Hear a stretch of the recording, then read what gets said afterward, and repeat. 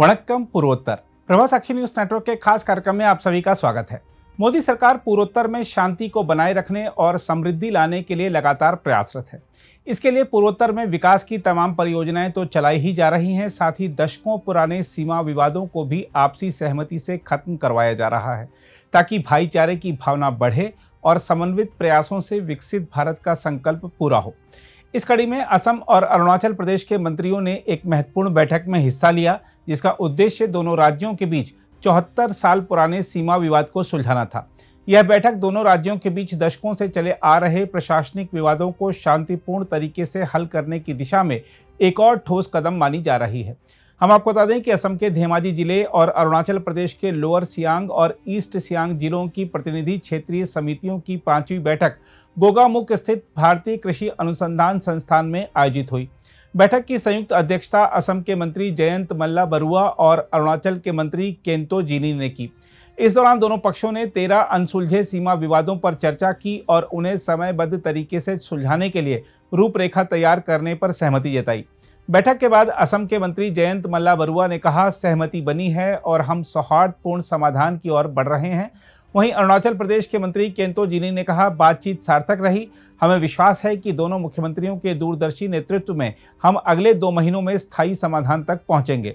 हम आपको बता दें कि यह बैठक जुलाई 2022 में हुए ऐतिहासिक नामसाई घोषणा पत्र का परिणाम है, जिसे असम के मुख्यमंत्री हिमंत बिस्वा शर्मा और अरुणाचल के मुख्यमंत्री पेमा खांडू ने हस्ताक्षरित किया था।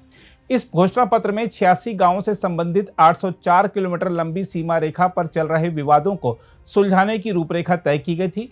हम आपको याद दिला दें कि अप्रैल 2023 में असम और अरुणाचल प्रदेश की सरकारों ने दोनों राज्यों के बीच 5 दशक से भी पुराने सीमा विवाद को खत्म करने के लिए केंद्रीय गृह मंत्री अमित शाह के समक्ष एक समझौते पर हस्ताक्षर किए थे। दरअसल अरुणाचल प्रदेश द्वारा स्थानीय आयोग के समक्ष 2007 में जिन 123 गांवों पर दावा किया गया था, उनमें से 71 पर सौहार्दपूर्ण समाधान 2023 में निकल आया था। इन 71 गांवों में 15 जुलाई 2022 को नामसाई घोषणा पत्र पर हस्ताक्षर के दौरान निकले 27 गांवों के समाधान और 2023 के समझौते के तहत निकले 34 गांवों के समाधान शामिल थे। इन 71 में से अरुणाचल प्रदेश में से 1 गांव को असम में शामिल किया गया, 10 गांव असम में ही बने रहे और 60 गांवों को असम से लेकर अरुणाचल प्रदेश में शामिल किया गया। बाकी बचे 52 गांवों में से 49 गांवों की सीमाएं क्षेत्रीय समितियां द्वारा तय किए जाने की बात कही गई थी। हम आपको यह भी बता दें कि मोदी सरकार के कार्यकाल में पूर्वोत्तर में कई राज्यों के दशकों पुराने सीमा विवाद सुलझाए गए हैं। असम का मेघालय के साथ भी पुराना विवाद सुलझ चुका है। दोनों राज्यों के बीच सीमा विवाद के इतिहास की बात करें तो आपको बता दें कि असम अरुणाचल सीमा विवाद की जड़ें 1951 में हैं, जब नॉर्थ ईस्ट फ्रंटियर ट्रैक्ट को असम से प्रशासनिक रूप से अलग कर अरुणाचल प्रदेश नाम दिया गया, लेकिन उस समय सीमाओं को स्पष्ट रूप से परिभाषित नहीं किया गया था। 1987 में अरुणाचल प्रदेश को पूर्ण राज्य का दर्जा मिलने के बाद भी यह विवाद बना रहा, जिससे सीमावर्ती इलाकों में तनाव और प्रशासनिक अस्थिरता बनी रही।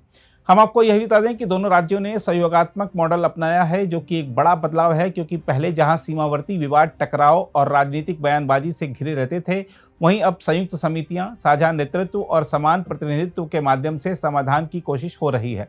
बताया जा रहा है कि बैठक के अगले चरण में विवादित क्षेत्रों का सीमांकन और संयुक्त प्रशासन की व्यवहारिक व्यवस्था पर ध्यान केंद्रित किया जाएगा।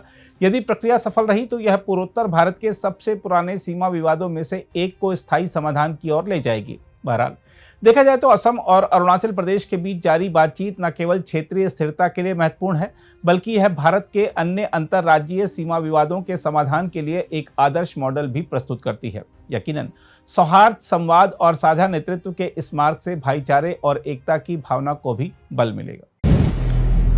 अगर आप भी लेना चाहते हैं देश दुनिया की तमाम जानकारी, तो आज ही सब्सक्राइब करें हमारे चैनल को। साथ ही नीचे दिए बेल आइकन को जरूर दबाएं ताकि हर अपडेट आप तक पहुंच सके।